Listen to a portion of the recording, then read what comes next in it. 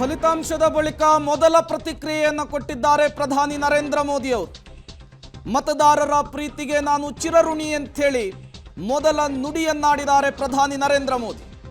ಮತದಾರರ ಜನಾದೇಶಕ್ಕೆ ನಾನು ಬದ್ಧನಾಗಿರ್ತೇನೆ, ಚಿರಋಣಿಯಾಗಿದ್ದೇನೆ. ಭಾರತೀಯ ರಾಜಕೀಯ ಇತಿಹಾಸದಲ್ಲಿ ಇದೊಂದು ಮರೆಯಲಾರದ ಕ್ಷಣ ಅಂತ ಹೇಳಿದ್ದಾರೆ.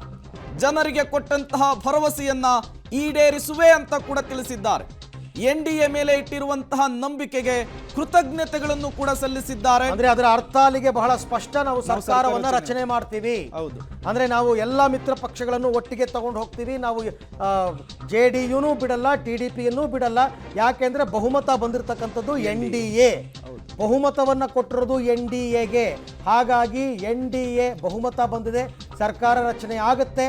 ಜನರಿಗೆ ಕೊಟ್ಟಿರುವಂತಹ ಭರವಸೆಗಳನ್ನು ಈಡೇರಿಸ್ತೀನಿ, ಜನತಾ ಜನಾರ್ದನನ ಜನಾದೇಶವನ್ನು ತಲೆಬಾಗಿ ಸ್ವೀಕರಿಸುತ್ತೇನೆ ಅಂತ ಪ್ರಧಾನಿ ಮೋದಿಯವರು ಬಹುತೇಕ ಇದು ಟ್ವೀಟ್ ಮಾಡಿರ್ತಕ್ಕಂಥದ್ದು ಇರಬೇಕು. ಸೊ ಮತದಾರರ ಜನಾದೇಶಕ್ಕೆ ನಾನು ಚಿರಋಣಿ ಅಂತ. ಅಂದರೆ ಅವರ ಮಾತಿನಲ್ಲಿ ಒಂದು ಮೆಸೇಜನ್ನು ಕೊಟ್ಟಿದ್ದಾರೆ ಪ್ರಧಾನಿ ಮೋದಿಯವರು. ಏನಂತಂದರೆ ಸರ್ಕಾರ ನಾವು ರಚನೆ ಮಾಡ್ತೀವಿ ಅಂತ.